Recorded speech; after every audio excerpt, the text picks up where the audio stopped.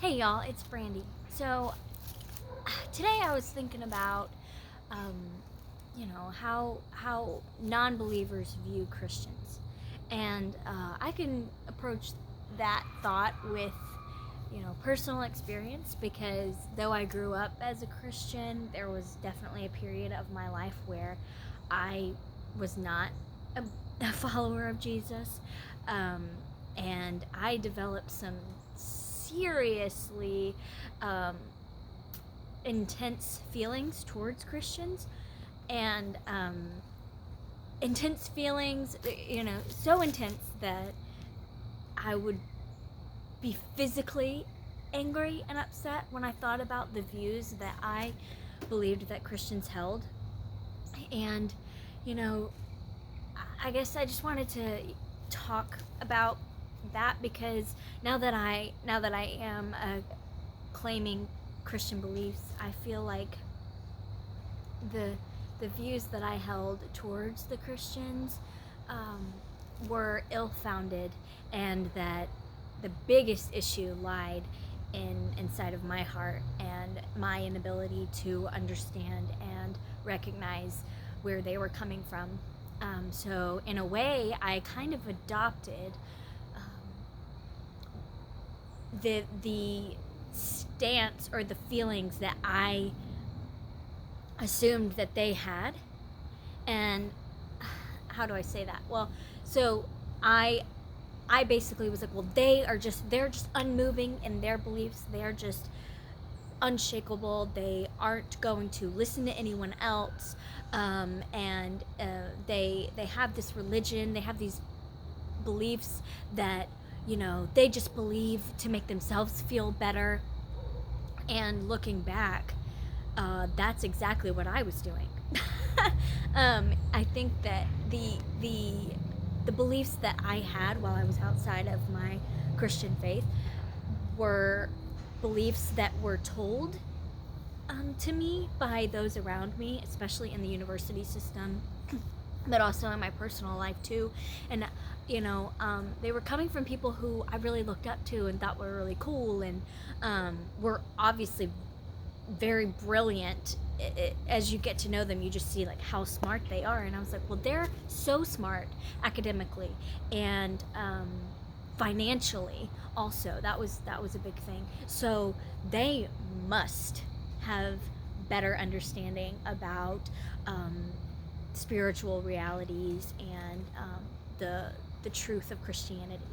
And so I just followed what they were telling me, and I put those in as a replacement for my religious beliefs. And more specifically, just political views. My political stance became almost a sort of religion, because that was an area of my life that was just empty, and it was my way to identify who I was and where I stood and how I felt towards other people. And it was a marker of whether or not I cared for other people, that was fully dependent on my political beliefs. And through my political beliefs, I was able to validate my moral standing, and then compare my political views to political views of Christians, and say, well, they just don't even care for people. They're so selfish. They don't even have a heart for others. And then they claim to be Christians. And isn't that what your Jesus says you need to do, is to put others before yourself? Like, isn't so basically I didn't see the walk of life that Jesus put forth in other Christians. And what's really hurtful, and what really pushed me farther along the road, is that I presented those political beliefs to some strong Christian believers during that time. And I was young, and so I was just like trying to find my way in the world. But I proposed some opposite political beliefs to Christians, and what I found was that they seemed to also hold their political views in as high a regard as I did at that time, that they even came back at me with a physical and high emotional response. And so that was confirming in a way, for me to just say, like, oh yeah, I am right, I got this, I understand, I see right through you. And these are people who were 20, 30 years my senior, and I'm just feeling like so validated because they got so upset and angry at me and told me that I didn't understand, and I was like, well, so you guys can treat me like that, but you're the Christians. You're the ones that are supposed to be able to turn the other cheek and to show love and compassion and kindness to the younger generation and help them understand in a way that they'll have ears to hear and a heart to open up to, right? But that wasn't my experience at that time. And it was just a lot of Christians telling me that what I thought was ill-founded and wrong, and there wasn't any sort of compassionate conversation that I could find. And the only compassionate conversations that I thought were compassionate were those that just patted me on the back and told me that I was right and they were wrong, and that you could find love in the complete opposite arena from the world you grew up in, and that we would keep you safe here. So I fell towards that, and it was something I definitely had to reconcile when I was coming back to my Christian faith. And I see Christians being judgmental. And being judgmental is actually something that I've really had to work on, that I've had family members tell me, like, you have been judgmental towards me and it has hurt my feelings, and I really wish that you wouldn't hold those judgments towards me. And those are, let me be specific. So something as far as, like, what my sister gives my niece to eat, like like I would tell my sister, like, I don't think that, like, maybe Brooklyn should have this ice cream, right now, or just something as simple as that, like, just coming out of a place that wasn't really my place to decide whether or not she should have something, when that's her mother's and her father's choice, and they're all the time doing the best that they can and showing their children so much love. And how could I step in and try to tell them, make them feel like they're doing a bad job or something like that, especially when I hadn't reflected on my own life to see what I could purge to really become the person that I was supposed to be in Jesus Christ. And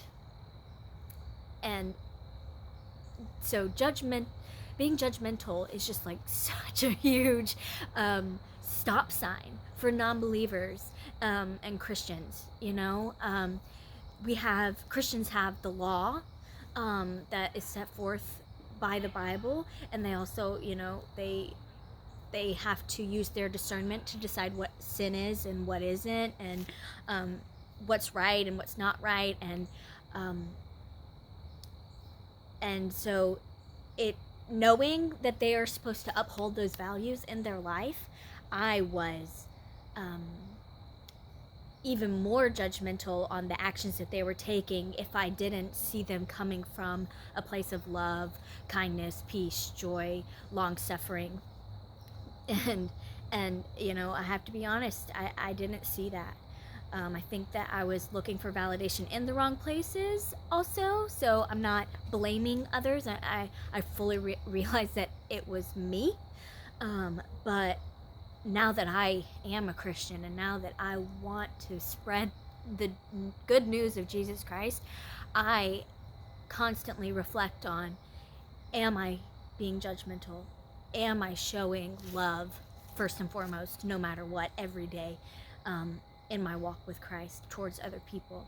Because ultimately, loving other people is what will lead them to Christ, and just showing them love, and then letting Jesus Christ as the leader of your life shine through you, and it's funny because the people that I look up to the most now, they are people who, when I think of them, I just see light.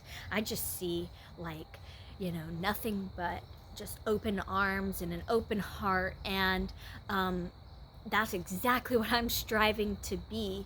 And through those examples, I was able to, as I was coming back to my faith, to look at them and be like, that's what I want to be. I don't want to be the judgmental Christian. I don't want to be the Christian that not only serves the one true God, but also serves the political system. I don't want to be the Christian who looks like they have a closed heart and are guarded and just put other people down.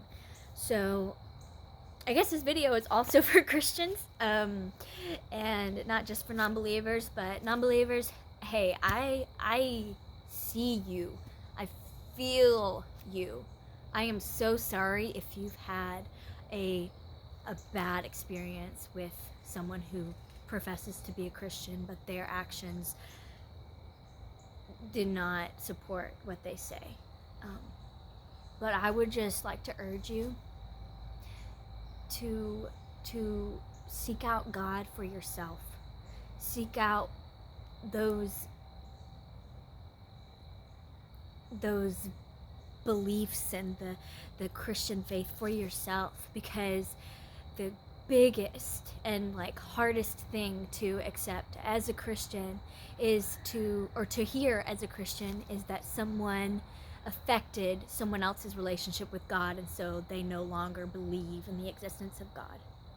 Don't let someone else keep you from having a relationship with Jesus Christ. Okay? Because people screw up. People hurt you. People will betray you. But Jesus Christ won't. He won't. And that's up to you to choose whether or not you come to know him. Don't let hurt or someone else who thinks that they understand the Bible keep you from God. Because there is peace, there is joy, there is hope, there is redemption, there is forgiveness in a relationship with Jesus Christ.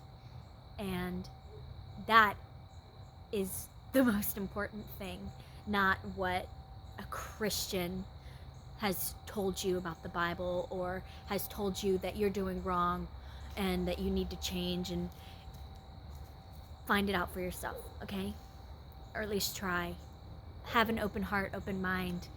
There are so many Christians out in the world. It's a religion that has lasted for thousands of years. There's something to it.